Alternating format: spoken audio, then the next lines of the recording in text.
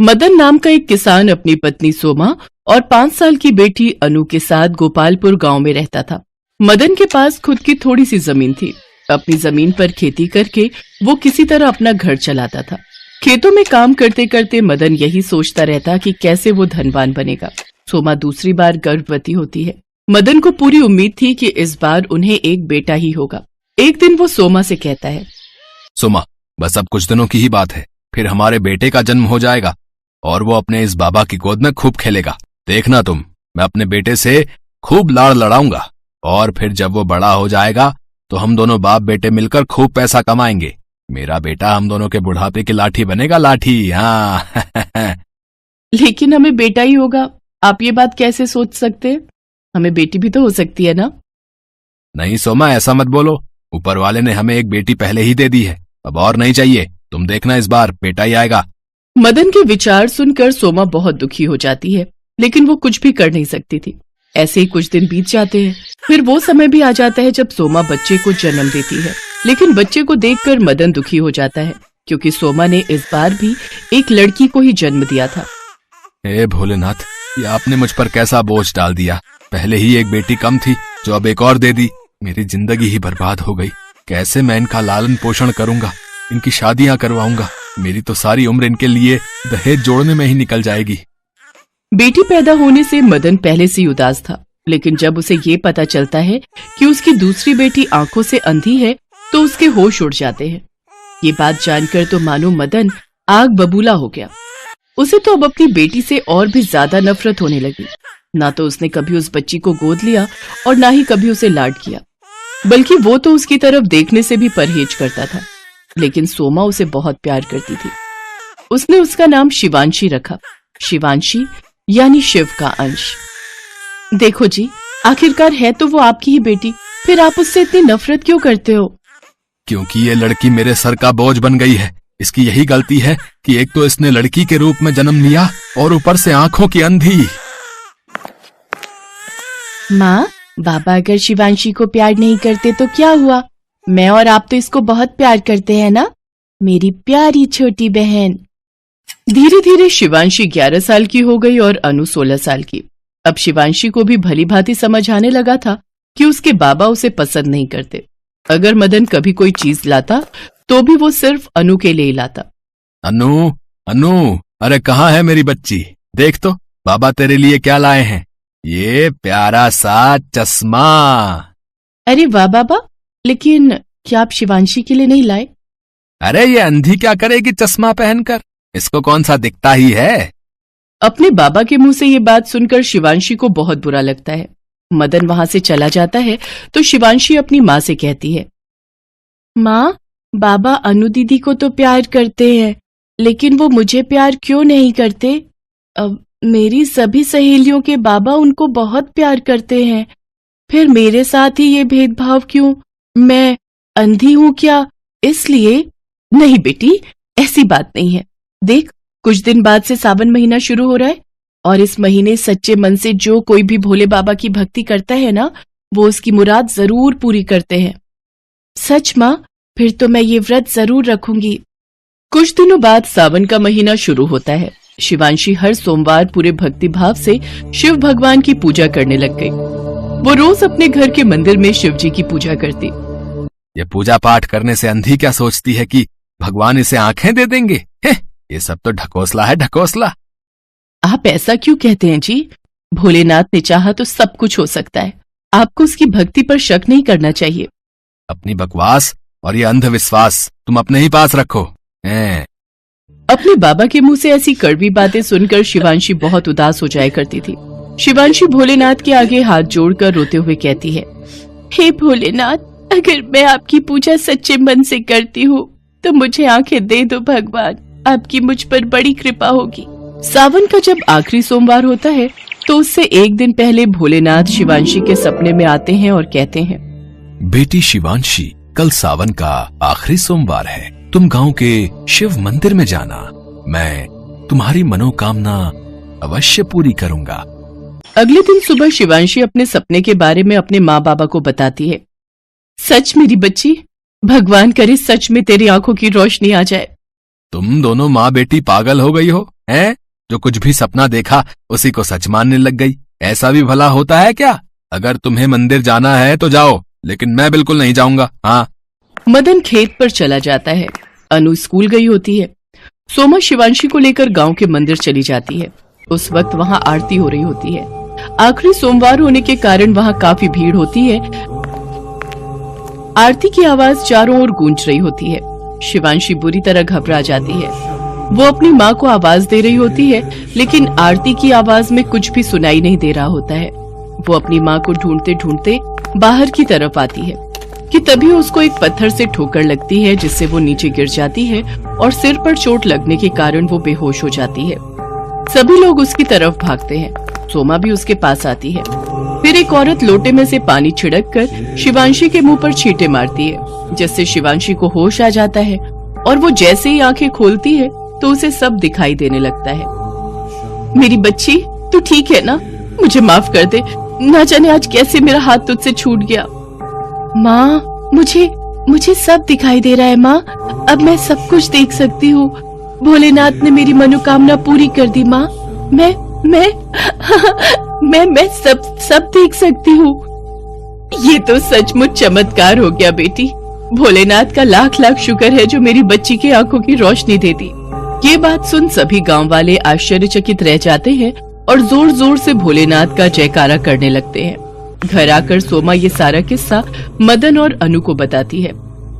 सच में माँ, मेरी बहन अब सब देख सकती है। हाँ दीदी, अब मैं सब देख सकती हूँ, ये भी कि मेरी बड़ी बहन कितनी सुंदर है। हाँ, लेकिन अपनी छोटी बहन से थोड़ा कम। मैं कितना अधर्मी आदमी हूँ जो मैंने आपकी बातों पर शक किया। मुझे माफ कर दो भोलेनाथ, मुझे भाग्य को क्षमा कर दो। शिवांशी मेरी बच्ची, तुम भी मुझे माफ कर दो। मैंने तुम्हें कभी भी बाप का प्यार नहीं दिया और तुझे हमेशा भला बुरा कहा, लेकिन अब मेरी अक्ल ठिकाने आ चुकी है। मेरी बच्ची, आ मेरे गले लग जा बच्ची। इसके बाद मदन अपनी दोनों बच्चियों को बहुत प्यार करता है और उनके साथ वो हर रोज भोलेनाथ की पूजा करता है। कुछ ही सालों में भगवान की कृपा से उनके पास काफी धन दौलत आ गई और वो काफी सुखपूर्वक अपना जीवन व्यतीत करने लगे। बड़ी बहन अनु पढ़ लिख कर वकील बन गई, तो वहीं शिवांशी एक डॉक्टर। अब मदन को अपनी दोनों बेटियों पर बहुत गर्व था।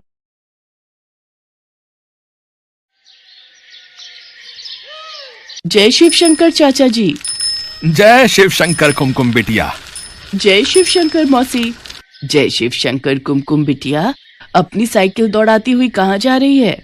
मौसी, शिव मंदिर जा रही हूँ। आज सोमवार है ना, तो भगवान भोलेनाथ का दूध से अभिषेक करूंगी और खीर का प्रसाद भी बनवाना है। मंदिर में दूध और चावल दे आई थी। पंडित जी राह देख रहे होंगे, खीर बनाने में उनकी मदद करूंगी। जीती रह बेटी, सचमुच कितनी प्यारी बच्ची है। भगवान शिव की कितनी पूजा करती है। इसके लिए अच्छा सा लड़का मिल जाए और इसकी शादी हो जाए तो इसके माता पिता की चिंता दूर हो जाएगी। कुमकुम एक पढ़ी लिखी संस्कारी लड़की थी। वो बचपन से ही भगवान शिव की बहुत पूजा करती थी। कुमकुम को ये संस्कार अपने माता पिता से ही मिले थे। ये लो माँ, ये लो बापू खीर का प्रसाद। अच्छा, मैं राधा के घर जा रही हूँ। सुबह से उसने कितनी बार बुलावा भेज दिया। सुनो जी, कल कुमकुम की सहेली राधा की शादी में भी जाना है। कुमकुम अपनी सहेली के घर चली जाती है, पर उसके पिता का चेहरा उदास हो जाता है और वो फूट फूट कर रोने लगते हैं। सुनो जी, अगर आप ऐसे रो दोगे तो मुझे भी रोना आएगा। क्या आपको भगवान शिव पर भरोसा नहीं है? वो हमारी कुमकुम को कुछ नहीं होने देंगे। उन पर भरोसा रखो। कुमकुम का जन्म भगवान शिव के आशीर्वाद से ही हुआ था। फिर भला वो उसे कुछ कैसे होने देंगे? हम सब तो ईश्वर की संतान हैं। हमारी कुमकुम तो भगवान शिव की बेटी है। वो उनकी इतनी पूजा पाठ करती है तो वो उसे उसका फल अवश्य देंगे। हमने बचपन से ही भगवान शिव के प्रति कुमकुम की आस्था को जगाए रखा है। हमारी बेटी अल्पायु नहीं, दीर्घायु है। पर सोमलता, पंडित जी के कहे अनुसार हमारी पुत्री की कुंडली में भारी संकट है, जिससे उसकी... बस और कुछ मत बोलो। मुझे भगवान शिव पर पूरा विश्वास है कि वो हमारी कुमकुम को प्रत्येक संकट से बचाएंगे। 20 वर्ष की आयु में कुमकुम के जीवन पर एक भारी संकट की आशंका थी। कुमकुम की कुंडली में भी कुछ ऐसा ही लिखा था, जिस कारण उसके माता पिता सदैव चिंता में रहते थे। सब लोग राधा की शादी में पहुंचते हैं। मौसी जी, अब तो मेरी भी शादी हो रही है, आप कुमकुम के लिए भी एक अच्छा लड़का ढूंढकर इसे ब्याह दो। नहीं, मुझे शादी नहीं करनी, मैं अपने माँ बापू को छोड़कर कहीं नहीं जाऊंगी। बेटियां तो पराई होती हैं कुमकुम, उन्हें अपने माता पिता का घर छोड़कर अपने ससुराल अपने राजकुमार के साथ जाना ही होता है। ठीक है, मेरे लिए कोई राजकुमार आएगा तो मैं चली जाऊंगी, ठीक? इस बात पर वहाँ खड़े सब लोग हंस देते हैं और कुमकुम भी खूब हंसती है। कुमकुम की माँ अपनी बेटी के चेहरे पर शादी के लिए खुशी देख रही थी, पर कहीं न कहीं वही डर फिर से था। राधा की शादी हो जाती है। कुछ दिनों बाद गांव की एक बस अमरनाथ यात्रा पर जा रही थी। कुमकुम के माता पिता ने उसके चाचा चाची के साथ अमरनाथ यात्रा पर जाने की आज्ञा दे दी। 2 दिन बाद कुमकुम का जन्मदिन था। इसी चिंता में उसके माता पिता भगवान भोलेनाथ का ध्यान कर रहे थे। उधर कुमकुम अपने चाचा चाची के साथ अमरनाथ की यात्रा के लिए चढ़ाई आरंभ करती है। हाँ कुमकुम, थोड़ा पहाड़ से किनारे से हटकर चलो। ठीक है चाचा। चाची जी, आपको ठंड तो नहीं लग रही? मेरे पास एक गर्म स्वेटर और है, दूं? हाँ दे ही दे, और कहीं चाय मिल जाए तो थोड़ी देर बैठकर चाय पी लेते हैं।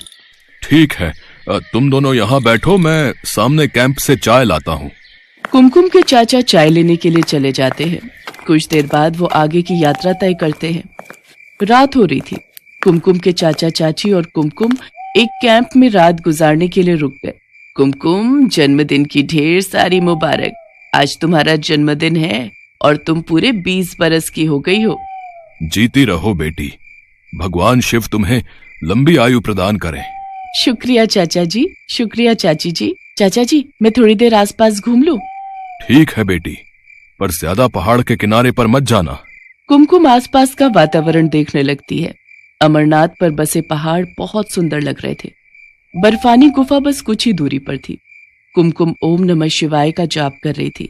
हे शिव शंकर, आज आपके आशीर्वाद से मैं आपके परम धाम अमरनाथ की यात्रा कर रही हूँ। आज मेरे जन्मदिन पर मुझे आशीर्वाद दो भगवान। अगली सुबह कुमकुम और उसके चाचा चाची आगे का रास्ता तय करते हैं। ऊंचे ऊंचे पहाड़, नदियां देखकर कुमकुम का मन बहुत खुश हो रहा था। तभी कुमकुम का पैर पहाड़ के किनारे से फिसल जाता है और वो चिल्लाती हुई नीचे खाई में गिर जाती है। उसके चाचा चाची का रो रो कर बुरा हाल था। अरे, अब कोई मेरी बच्ची को बचाओ। हे भोलेनाथ, मैं अब भैया भाभी को क्या जवाब दूंगा? हे शिव शंभू, आज कुमकुम बिटिया का जन्मदिन है। भैया भाभी को जिस बात का डर था, अगर वो बात सत्य हो गई तो आप पर कौन विश्वास करेगा भगवान? कुमकुम तो आपकी बहुत पूजा करती है, आप पर बहुत विश्वास करती है। उसने अभी इस दुनिया में देखा ही क्या है? भगवान उसे बचा लो, उसे कुछ नहीं होना चाहिए। भैया, इतनी खाई में गिरकर बचना मुश्किल है। अब तो भोलेनाथ ही कोई चमत्कार कर सकते हैं। सुरक्षा कर्मियों की टीम ढूंढ रही है, पर अभी तक लड़की का कुछ पता नहीं है। पुलिस भी आ गई है, लड़की को तलाश कर रही है।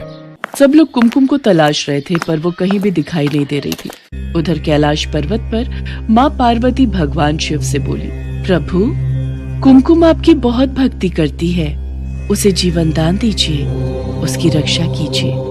अपनी समाधि से उठिए, अपने नेत्र खोलिए प्रभु। आपकी पुत्री कुमकुम इस समय विपदा में है। वो आपके दर्शनों के लिए अमरनाथ यात्रा पर आई है, इसलिए उसके विश्वास को टूटने मत दीजिए। उठिए प्रभु, उठिए।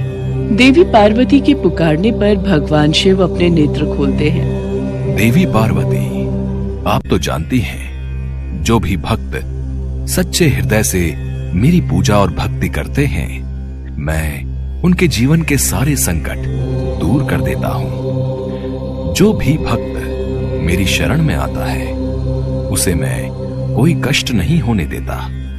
कुमकुम ने सदैव मेरी पूजा और भक्ति की है। मैं उसके जीवन पर आया संकट दूर करके आज उसे दीर्घायु प्रदान करता हूँ। कुछ देर बाद कुमकुम झाड़ियों के बीच बेहोश पड़ी दिखाई देती है। उसे जरा सी भी खरोंच नहीं आई थी। ये देखकर सब लोग हैरान रह जाते हैं। कुछ देर बाद कुमकुम को होश आता है। सब लोग इसे भगवान शिव का चमत्कार मानते हैं और ओम नमः शिवाय का गुणगान करते हैं।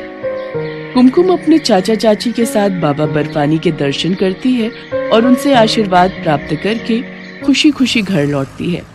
कुमकुम के माता पिता को भी सारी बात पता चलती है।